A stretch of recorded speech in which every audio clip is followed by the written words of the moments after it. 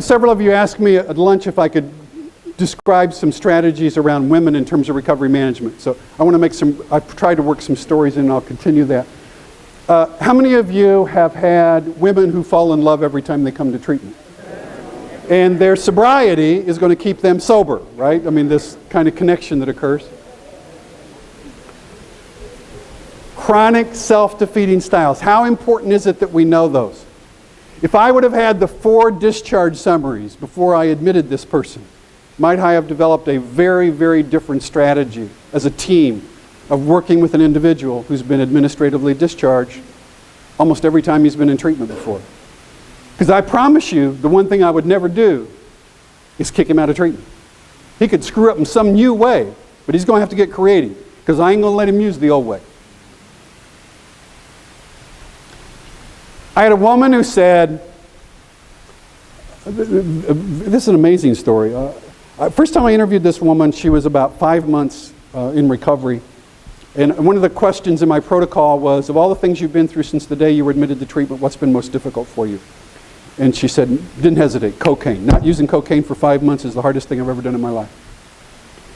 And I'm back at 17 months. Of all the things you've been through since the day you came to treatment, what's been most difficult? She's one of the superstars. Everybody's telling me she's doing fabulous. And she said, I'm doing fabulous. Everybody thinks. And she said, oh, I'm staying clean. I haven't picked up since I came to treatment. My babies are doing great. And she said, I get called on to do a lot of service work with other women. And then she started tearing up and she said, and I've never felt worse in all my life. She said, most days I feel like I'm going crazy. When you take a woman with this massive history of victimization and trauma and tear off that veneer and let her emotionally thaw out, right? And we're waiting for this joy of drug-free living to arrive. She may look superficially good on the outside, right? But this is going to be a tough journey. And you want to talk about a need for an ongoing partnership, long-term alliance to get her through that. I remember that interview just very point. And she said, do you know a good psychiatrist? I'm not even sure how I responded, but I felt very ineffectual in terms of my response.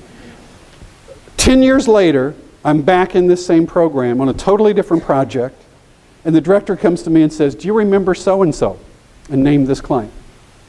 And let me tell you, first I remembered her partially because of that interview, but also because she was the first client in Project SAFE who got a college graduation. I mean, this is a woman who you would have never predicted. I mean, went back, did a GED, got into community college, went back, because she told her outreach worker said, what are your plans for your future? And she said, I'm going to be you. That was her long-term goal of recovery, where she was going to become her outreach worker. And you know what? She did. Went to school and became an outreach worker, working in the state of Illinois in the child welfare system. So she said, now there's the story. So the director says to me, she's back and thought she recognized you as that research guy and said she'd be happy to talk to you if you wanted to interview her again. Well, I'm talking now almost 12 years from my first interview, and we don't get a chance as researchers to do that too. So I said I would love to talk to her again and pretty much use kind of the same broad outline to kind of review how things. And I got to the question, I said, now of all the things today that you've been through since the day you came to treatment, when you look over this whole time, what's been toughest for you? And she got real pensive and she thought, and she said, losers. And I said, pardon? And she said, losers. And then she began to describe this litany of very destructive intimate relationships in early recovery. And the only good news is each one got a little less toxic than the last one. And she got through it, and it was really a pretty prolonged process. The rest of her life was really coming together, but this area took about 5-6 years to kind of get together. And when she finished that, I said, when you look back at that, what was that about? I mean, how do you understand that today? And she got, again, really thoughtful. I'll never forget what she said. She said, what I understand today is if I'm attracted to them, they're high risk. Everybody hear me?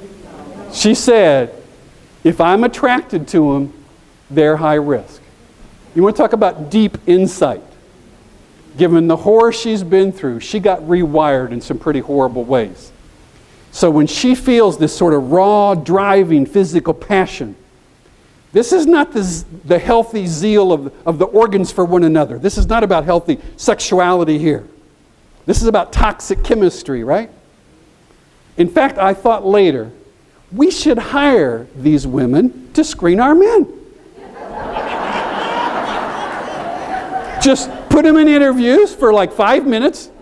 If she's the least bit attracted to him, put him in jail or treatment. Or both. Because he probably needs both. What do we got? What do you think this means in terms of a chronic cycle of relapse in intimate relationships? When you've got that kind of relationship pattern. How important is it to understand not this event of what it takes to stabilize this person, but what's the long course of the life story?